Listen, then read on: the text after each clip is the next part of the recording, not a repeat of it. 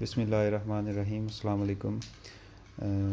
Lecture number 10 है हमारा differential geometry का, और आज हम इसका चैप्टर नंबर 3 हमने स्टार्ट किया था। उसमें हमारा टॉपिक है डायरेक्शन ऑन सरफेस।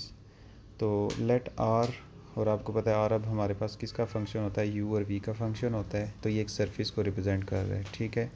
और D U D V, delta U delta V denotes the change in R in two directions.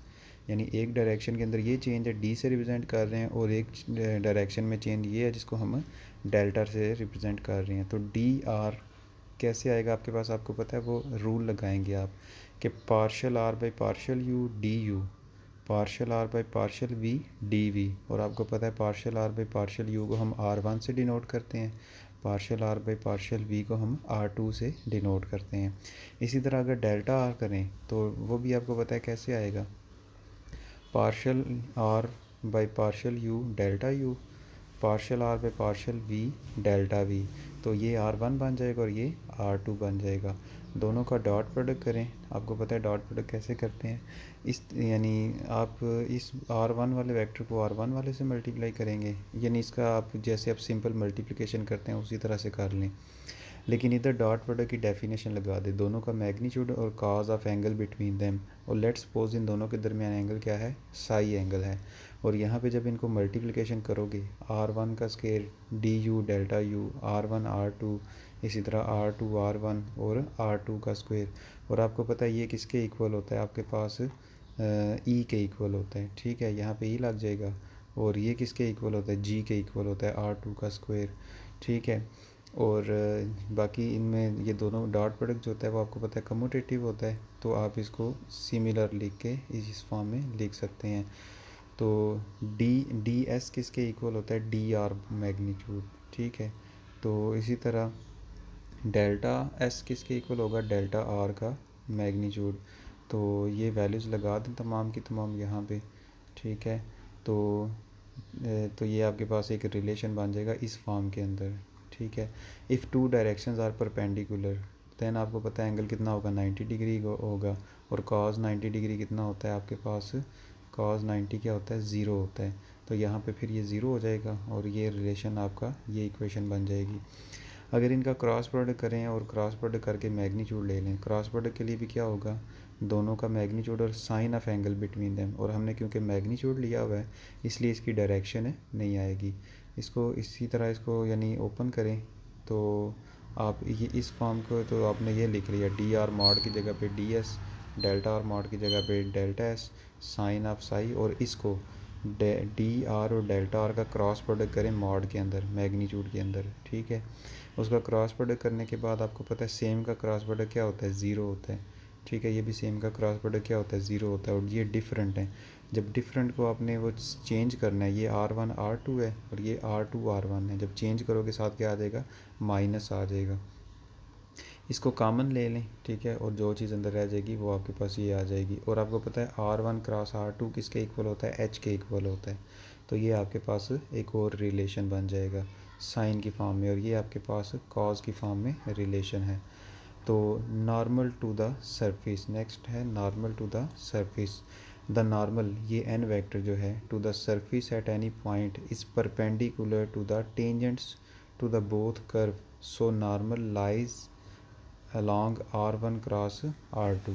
देखें जो नॉर्मल वेक्टर होगा सरफेस के ऊपर उसको हम एन से डिनोट करेंगे किसी भी पॉइंट के ऊपर। और आपको पता है नॉर्मल वेक्टर जो होता है वो परपेंडिकुलर होता है टेंजेंट के साथ। तो क्योंकि यहाँ पे दो टेंजेंट हैं तो इसका मतलब दोनों टेंजेंट्स के साथ वो क्या होगा, परपेंडिकुलर होगा।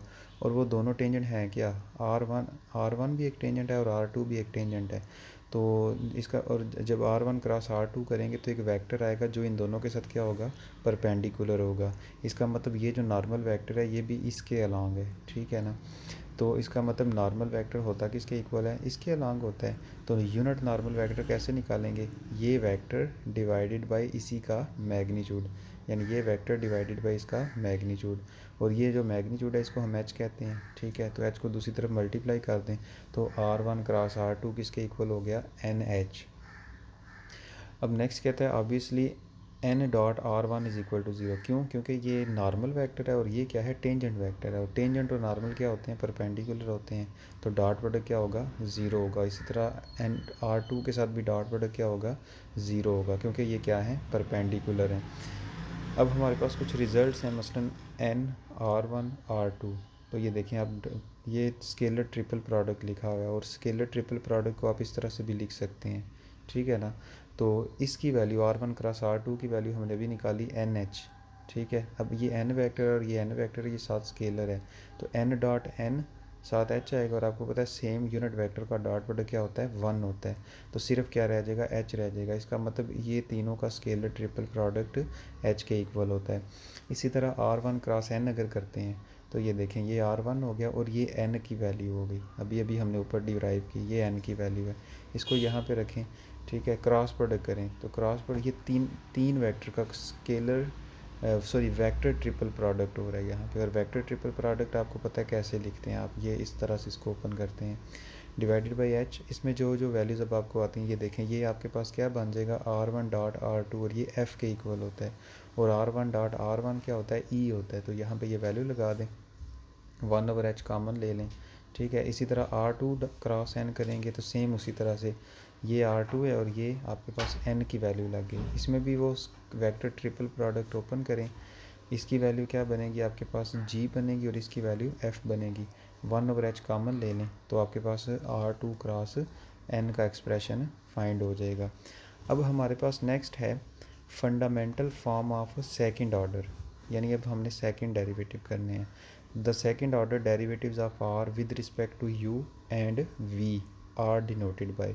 ये देखें, यहाँ पहले आप आर वन का डेरिवेटिव, यानी सॉरी आप आर वन लिखते तो उसका मतलब होता था आर का derivative with respect to U.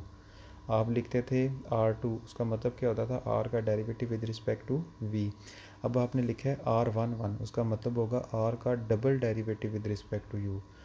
R two two का मतलब होगा आर का double derivative with respect to V. R one two का मतलब होगा कि आर का पहले यू के लिहाज से डेरिवेटिव, फिर वी के लिहाज से डेरिवेटिव। तो ये सेकंड ऑर्डर के फंडामेंटल मैग्नीट्यूड्स हैं।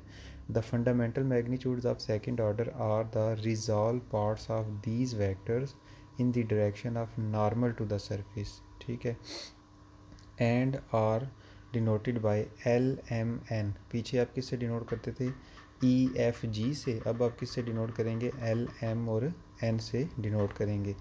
अच्छा, अब आपके पास इसका मतलब ये हो गया कि एल किसके इक्वल होगा, N dot R one one, उसको आप एल लिखा करेंगे, N dot R one two को एम लिखेंगे, और एन किसको लिखेंगे, N dot R two two को। Let us denote the quantity.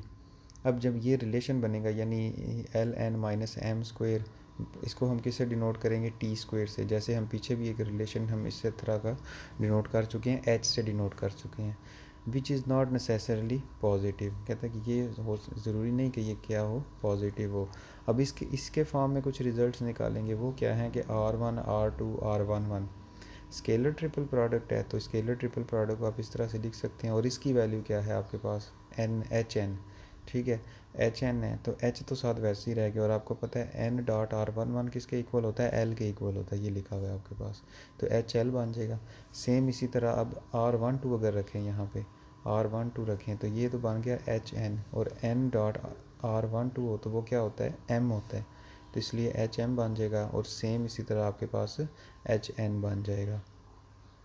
Question है हमारे पास, calculate the fundamental magnitude of right helicoid given by this. X की वैल्यू ये गिवन है, वाई गिवन है, जी गिवन है, इसमें यू और फाई क्या है, पैरामीटर हैं। तो आर आपको क्या गिवन होता है, एक्स वाई जी की फॉर्म में, तो ये एक्स है, ये वाई और ये जी है। आर वन फाइंड करें, आर वन कैसे आता है, आर का यू के लिहाज से पार्शियल डेरिवेटिव। आर टू का मतलब क्या होता है, आर का फाई के लिहाज से partial derivative. Fundamental coefficient of first order क्या होता है, ई कैसे निकालते हैं, आर वन का स्क्वायर। आर वन का स्क्वायर का मतलब है आर वन का डॉट प्रोडक्ट करें आर वन से, तो ये आ जाएगा। एफ़ क्या होता है, R one dot R two, तो दोनों का डॉट प्रोडक्ट करें, ज़ीरो आ जाएगा। जी क्या होता है, आर टू का आर टू से डॉट प्रोडक्ट करें, तो वो ये आएगा, ठीक है ना। और एच स्क्वायर किसके इक्वल होता था वहाँ पे, ई जी माइनस एफ़ स्क्वायर, तो ये सारी ई की वैल्यू, जी की वैल्यू और एफ़ की वैल्यू लगाएं, तो ये चीज़ आ जाएगी। इसमें एफ़ अगर आप देखें तो एफ़ आपका क्या आ रहा है, ज़ीरो आ रहा है। So parametric curves are orthogonal. Normal to the surface, normal भी इसमें फाइंड करेंगे हम, ठीक है। यूनिट नॉर्मल, आपको पता है नॉर्मल वेक्टर का किसके इक्वल होता था, R1 cross R2 divided by H। तो R1 क्रॉस R2 अब यहाँ से निकाल लें इस मेथड से, ठीक है। वो आपके पास ये आ गया, उसको H से डिवाइड कर दें तो ये आपके पास है नॉर्मल वेक्टर आ गया। और अब आपने क्या करना है, R11 निकालना है। तो उसका मतलब ये हो गया कि R का U के लिहाज से डबल डेरिवेटिव किया। R12 निकालना है, पहले हमने U के लिहाज से डेरिवेटिव किया था, अब उसका फाई के लिहाज से डेरिवेटिव कर दें, ठीक है। R22 निकालना है तो फाई के लिहाज से डबल डेरिवेटिव कर दें। सेकंड ऑर्डर फंडामेंटल कोफिशिएंट क्या होते हैं हमारे पास, L कैसे आता है, N डॉट R11। तो N का डॉट प्रोडक्ट करते हैं R11 से, N आपके पास ये है, ये N वेक्टर है और ये R11 वेक्टर, इनका डॉट प्रोडक्ट करें 0 आएगा। N का डॉट प्रोडक्ट कर दें आप R12 से इसके साथ, ठीक है, उसको सिंप्लीफाई करके लिख लें। N का डॉट प्रोडक्ट कर दें आप R22 के साथ, उसको सिंप्लीफाई कर लें। और टी स्क्वायर किसके इक्वल होता है, LN माइनस M स्क्वायर। तो ये L की वैल्यू, N की वैल्यू और ये M स्क्वायर, तो सिंप्लीफाई करें तो आपके पास ये चीज़ आ जाएगी। और हमने ये सेकंड ऑर्डर कोफिशिएंट भी फाइंड कर लिए। नेक्स्ट क्वेश्चन है calculate fundamental magnitudes for the surface. अब सरफेस में क्या गिवन है हमारे पास, x गिवन है, y गिवन है, z गिवन है, पैरामीटर क्या है u और v, यहाँ पे पैरामीटर हैं। तो r आपके पास ये है x y z, इसको लिख लें। तो r1 निकालें उसी तरह से, r1 कैसे आएगा जब आप u के लिहाज से डेरिवेटिव करेंगे, r2 कैसे आएगा जब v के लिहाज से डेरिवेटिव करेंगे, r1 कैसे आएगा, R1 का स्क्वायर कैसे आएगा, R1 का R1 से डॉट प्रोडक्ट, F निकाला, ठीक है, E निकला F और G, H स्क्वायर कैसे निकलता है, ई जी माइनस एफ स्क्वायर। तो ये सारी वैल्यूज सिंप्लीफाई करें जैसे आपने पहले क्वेश्चन किए हैं, ठीक है। N कैसे निकालेंगे, R1 क्रॉस R2, और R1 आपने ऊपर फाइंड किया हुआ है, ये R1 के कोफिशिएंट, ये R2 के कोफिशिएंट, क्रॉस प्रोडक्ट करें इसका, नीचे h से डिवाइड कर दें और h की वैल्यू भी आपने ये लिखी हुई है, ठीक है। इसको सिंप्लीफाई करें तो ये वेक्टर आपके पास n वेक्टर आ गया। सेकंड ऑर्डर फंडामेंटल निकालने हैं तो कैसे निकालेंगे, R11 करेंगे, R12 करेंगे, क्योंकि R11 का मतलब क्या है, u के लिहाज से डबल डेरिवेटिव, u के लिहाज से डेरिवेटिव लेके उसका v के लिहाज से डेरिवेटिव, v के लिहाज से डबल डेरिवेटिव। l कैसे निकलेगा, n dot R11, n dot R12, और इसी तरह t स्क्वायर फाइंड कर लें। नेक्स्ट क्वेश्चन है, show that the differential equation of orthogonal projection of family of curve given by this. ये फैमिली ऑफ कर्व जो है इसको इस तरह से रिप्रेजेंट किया गया है, where p and q are function of u and v। ये जो p और q यूज़ हो रहे हैं ये function of u and v है, ठीक है, यानी ये फंक्शन ऑफ u और v। तो इस आपने अब ये चीज़ शो करनी है, ठीक है। Family of curve is given by, ये फैमिली ऑफ कर्व गिवन है, आप इसको सिंप्लीफाई करें, यानी कि पी क्यू को सेपरेट करें और डेल्टा यू डेल्टा वी को सेपरेट कर लिया हमने। Condition of orthogonality of two curve is that, ठीक है। कंडीशन ऑफ ऑर्थोगोनैलिटी हमने कहाँ से लिखी, ये अभी अभी ऊपर हमने डिराइव की थी कि जब दो आपके पास ऑर्थोगोनल होंगे। फॉर एग्जांपल मैं आपको अभी यहाँ पे दिखाता हूँ कि हमने ये अभी डिराइव किया था कि जब हमने वहाँ पे डायरेक्शंस फाइंड की थी तो वहाँ पे ये चीज़ हमने निकाली थी, ये टू डायरेक्शंस आर परपेंडिकुलर तो 90 का एंगल होगा, देन ये रिलेशन आपके पास बना था, ठीक है। ये अब हमने वहाँ पे यूज़ किया, हमने इसको यहाँ पे यूज़ किया ये, ठीक है। इसको अब क्या किया हमने, by dividing both side by D V delta V, D V और डेल्टा वी से जब डिवाइड करोगे, ये देखो इधर किया डी वी और डेल्टा वी से डिवाइड, डी वी और डेल्टा वी से जब डेल्टा वी से कैंसिल, डी वी यहाँ से कैंसिल हो जाएगा और यहाँ से ये दोनों कैंसिल हो जाएंगे। सिंप्लीफाई कर लें इसको, ठीक है, क्योंकि ये किसके इक्वल है, इसकी वैल्यू लगा दें, डेल्टा यू डेल्टा वी की वैल्यू क्या है, क्यू ओवर पी, यहाँ पे भी क्यू ओवर पी। सिंप्लीफाई किया इसको मज़ीद यहाँ पे एलसीएम लिया, यहाँ पे भी सिंप्लीफाई करें, ठीक है। जस्ट इस इक्वेशन को आपने सिंप्लीफाई करना है तो आपके पास रिक्वायर्ड इक्वेशन आ जाएगी। लेकिन यहाँ पे एक चीज़ नोट कर लें कि ये हमने ऊपर जो डायरेक्शन वाला टॉपिक किया था उसमें परपेंडिकुलर वाली कंडीशन हमने यहाँ पे यूज़ की है। Find the tangent of the angle between two directions on the surface determined by the equation. तो ये इक्वेशन है हमारे पास, if psi the angle between two direction on the surface determined by this equation, जो हमें equation given है, हम कहते हैं कि लेट्स सपोज साई एंगल है इनके दरमियान, तो हमने ये रिलेशन शो करना है, टेंजेंट साई इसके इक्वल है। गिवन इक्वेशन हमारे पास ये है। अब इसको सिंप्लीफाई करने के लिए हम क्या करते हैं कि dividing by D V square से डिवाइड करो तो ये क्वाड्रेटिक इक्वेशन बन गई है। किस में? डी यू डी वी में। तो इसके दो रूट्स आएंगे। हम कहते हैं लेट्स सपोज इसके ये दो रूट्स हैं D U by D V और delta U by delta V, ये इसके दो रूट्स हैं। हाँ जी, तो आपको पता है सम ऑफ रूट्स किसके इक्वल होते हैं? सम ऑफ रूट्स होते हैं आपके पास माइनस बी ओवर ए। तो बी इसमें क्या चीज़ है? यानी ये देखें आपके पास ये ए की वैल्यू है, ये बी की वैल्यू और ये सी की वैल्यू है। तो minus B over A sum of roots. Product of roots किसके इक्वल होते हैं? C over A. तो ये सी है और ये आपके पास यहाँ पे ए है। तो यहाँ पे हमारे पास डिफरेंस ऑफ रूट किसके इक्वल होता है? B square minus 4ac over A. तो उसके मुताबिक वैल्यू लगा दी। We know that. अब ये रिलेशन साइन वाला भी हमने ऊपर ये फाइंड किया था डायरेक्शन वाले टॉपिक में, इस लेक्चर के शुरू में। साइन वाला रिलेशन वो इसके इक्वल था। इसी तरह कॉज वाला रिलेशन हमारे पास इसके इक्वल था। इक्वेशन 1 और 2 ये इनको हमने लिख लिया। ये हमने इसलिए लिखा, हमने टेंजेंट साई बनाना है। तो sine psi over cos psi इनको आपस में डिवाइड कर लिया। इन दोनों इक्वेशन 1 को इक्वेशन 2 से डिवाइड करें। जब डिवाइड किया तो ये कैंसिल हो जाएंगे और आपके पास ये बन जाएगा टेंजेंट साई और ये चीज़ आ जाएगी। अब इसको मज़ीद सिंप्लीफाई करें। इसको जब आप सिंप्लीफाई करेंगे यानी ऊपर और नीचे डिवाइड किया है हमने डी वी डेल्टा वी से, तो जस्ट आपने अब यहाँ पे ये वैल्यूज़ आपके पास आ गई। यानी ये डिफरेंस ऑफ रूट है, ये प्रोडक्ट ऑफ रूट्स है और ये सम ऑफ रूट्स है। ये तीनों की तीनों हमने वैल्यूज़ ऊपर लिखी हुई हैं। ये इक्वेशन 2 और ये इक्वेशन 3। इनको यहाँ पे लगाने के बाद जस्ट आपने इसको सिंप्लीफाई करना है। नेक्स्ट क्वेश्चन है prove that if theta is angle between a direction on a surface and a curve U is equal to constant. आपको पता है जब पैरामीटर को कांस्टेंट रखें तो आपके पास एक कर्व बनती है। तो ये कर्व है और इसी तरह एक थीटा जो है वो एंगल है किसके दरमियान? डायरेक्शन ऑफ सरफेस और U is equal to constant के दरमियान। तो आपने ये रिलेशन शो करना है, साइन थीटा और कॉस थीटा। अब इसमें आपने क्या करना है कि consider U is equal to constant for the surface. Then आपको पता है डी आर किसके इक्वल होता है? R1 D U plus R2 D V. यानी ये दो डायरेक्शन है जो आपके पास, हमने ऊपर अभी बात की क्वेश्चन में कि एक डायरेक्शन है और एक U is equal to constant curve है। तो डायरेक्शन तो लेनी है, तो इसलिए डी आर और डेल्टा आर जैसे हमने ये शुरू में निकाला था। यू क्या है? कांस्टेंट है, तो डी यू क्या होगा? 0 होगा। तो डेल्टा आर की वैल्यू में डी यू क्या है, सॉरी डेल्टा यू क्या आ रहा है? 0 आ रहा है। तो सिर्फ ये इसके इक्वल आ जाएगा। और आपको पता है डेल्टा आर का मॉड क्या होता है? डेल्टा एस का मॉड। और डी आर का मॉड क्या होता है? डी एस का मॉड। तो डेल्टा आर का मॉड किसके इक्वल है? यानी ये डेल्टा आर का मॉड किसके इक्वल है? R2 delta we. R2 का अलहदा कर लें और डेल्टा वी अलहदा कर लें। तो डेल्टा वी यानी इसकी जगह क्या आ जाएगा? Delta S is equal to, इसको क्या लिख सकते हैं आप? स्क्वायर रूट जी, क्योंकि ये इसके इक्वल होता है, और डेल्टा वी। तो ये अब हमने यहाँ से वही इक्वेशन यूज़ की है जो हमारे पास साइन की फॉर्म में थी। ठीक है, तो उसमें ये वैल्यूज़ लगा दें, डी एस डेल्टा एस की वैल्यू और इसी तरह डी डेल्टा यू की वैल्यू। ठीक है, तो आपके पास ये साइन थीटा का रिलेशन आ जाएगा।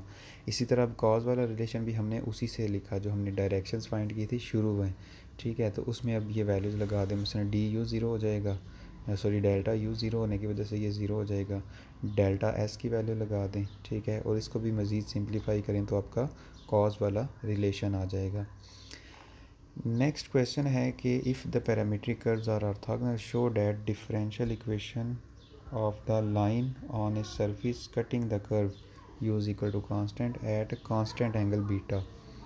ये रिलेशन शो करना है। तो वही दो डायरेक्शंस हमने ले ली, डी आर और डेल्टा आर। यू कांस्टेंट है तो डेल्टा यू क्या होगा? 0 होगा। तो इसमें वैल्यू लगा दें, डेल्टा यू की वैल्यू लगाओ यहाँ पे, तो ये चीज़ आ जाएगी। इसको सिंप्लीफाई करो, ये तो डेल्टा एस के इक्वल है। तो ये आपके पास एक रिलेशन बन गया। कर्व्स और ऑर्थोगोनल, कर्व जब ऑर्थोगोनल होते हैं तो आपको पता है एफ़ किसके इक्वल होता है? 0 के इक्वल होता है। और एफ़ होता क्या है? R1 dot R2। ये वही रिलेशन साइन वाला और यहाँ पे कॉज वाला। साइन वाले रिलेशन में हमने वैल्यूज़ लगा दी जो जो हमने फाइंड है। Delta U is equal to 0 simplify किया तो ये साइन की वैल्यू आ गई। कॉज वाला रिलेशन यूज़ करें, इसमें भी delta U is equal to zero, delta S की वैल्यू लगा दें, ठीक है, सिंप्लीफाई करके इसमें वैल्यूज़ लगा दें। F is equal to zero है, यहाँ पे डेल्टा यू ज़ीरो है, तो इसको सिंप्लीफाई करें, इक्वेशन बी बन गई। तो अब आपने क्या करना है, इसमें आपने टेंजेंट बीटा कैसे निकलेगा, साइन ओवर कॉज कर दें, इसको सिंप्लीफाई करें मज़ीद, ठीक है। तो एच ओवर जी, ये एच की वैल्यू है डिवाइडेड बाई जी, साथ में आ रहा है D U by D V, और एच इसके इक्वल है और एफ़ ज़ीरो है, तो एफ़ ज़ीरो लगा दिया इसमें, ठीक है। मज़ीद सिंप्लीफाई करें तो ये आपके पास ये रिलेशन आ गया, डी यू और डी वी सेपरेट कर लें, और यही आपने प्रूफ करना था।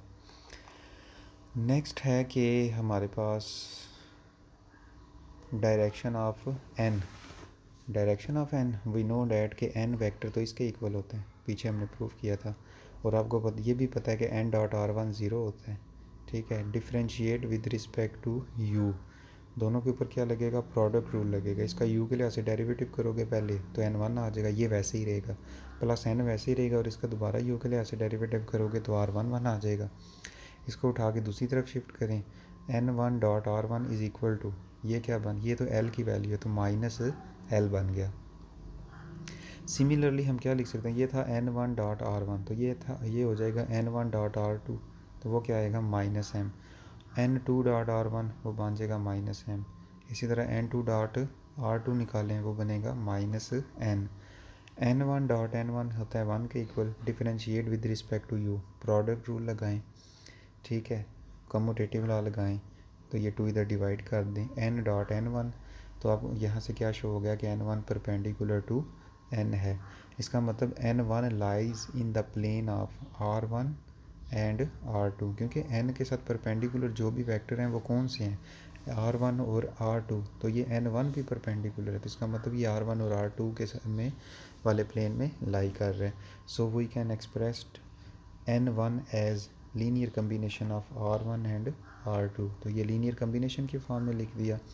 Where A and B are constant to be determined, तो एन वन का आप डॉट प्रोडक्ट करें आर वन से डॉट प्रोडक्ट करो, ये तो माइनस एल वन है, ऊपर हमने अभी दिखा, तो ये इसको आर वन के साथ डॉट प्रोडक्ट करो, आर वन का square, R one R two, और ये तो ई के इक्वल होता है और ये एफ़ के इक्वल होता है। इसी तरह आर टू के साथ करें, सिंप्लीफाई करें एफ़ और जी, इक्वेशन ए और बी। इक्वेशन ए को कहता है कि एफ़ से मल्टीप्लाई कर दें, इक्वेशन ए को कहता है कि जी से मल्टीप्लाई कर दें, और इक्वेशन बी को कहता है कि ई से मल्टीप्लाई करें, बी को कहता है एफ़ से मल्टीप्लाई करें, और इनको आपस में क्या करें, माइनस करें, डिफरेंस करें, इनको आपस में डिफरेंस करें, तो मज़ीद आपके पास ये रिलेशन आ जाएंगे दो। इसमें हम ए की वैल्यू सेपरेट कर सकते हैं और बी की वैल्यू सेपरेट कर सकते हैं, तो ये ए और बी की वैल्यू मिल गई, इनको इक्वेशन नंबर वन में लगा दें, ऊपर इस इक्वेशन में ए और बी की फॉर्म में लगा दें, यहाँ पे ये ए की वैल्यू और बी की वैल्यू लगा दी, सिंप्लीफाई करें, ठीक है, एच स्क्वायर को दूसरी तरफ शिफ्ट करें, तो ये इक्वेशन नंबर सी बन गई आपके पास। तो सिमिलरली आप इक्वेशन नंबर डी निकाल सकते हैं, ठीक है ना। इक्वेशन नंबर डी कैसे निकालेंगे, वो आप निकालेंगे एन टू के लिए, यानी आप ये अभी आपने इक्वेशन लिखी थी एन वन के लिए, वो अब आप इक्वेशन लिखेंगे किसके लिए, एन टू के लिए, वो आप फाइंड कर सकते हैं। Solving equation C and D V have, और सी और डी को हम क्या कहते हैं, विंगर्टन्स इक्वेशन, ठीक है। ये हमारे पास नेक्स्ट आगे यूज़ होगा कहीं पे नेक्स्ट चैप्टर में, इसलिए यहाँ पे ये लिखा हुआ है कि इन इक्वेशंस को हम क्या कहते हैं, विंगार्टन इक्वेशंस। सी और डी को आपस में सॉल्व करना है, जैसे आप इक्वेशंस को सॉल्व करते हैं, तो यहाँ पे हमने कौन सा मेथड यूज़ किया, ज़रबे चिल्ली पाई वाला, यानी क्रॉस मल्टीप्लिकेशन मेथड से हम इसको सॉल्व करने लगे हैं। जब क्रॉस मल्टीप्लिकेशन मेथड लगा के इसको सॉल्व करोगे, इसको सिंप्लीफाई करोगे, ठीक है, तो ये आपके पास एक रिलेशन आ जाएगा, यानी कि वैल्यू आ जाएगी इसकी। तो इसी तरह अगेन इसको सॉल्व करेंगे, ठीक है, तो ये हमारे पास इसके सॉल्यूशंस आएंगे। R1 तो ये बन जाएगा आपके पास R1 का आंसर आएगा, और ये R2 का आंसर आएगा, और नीचे टी स्क्वायर है, टी स्क्वायर इधर मल्टीप्लाई हो जाएंगे, और यही आपने प्रूव करना था।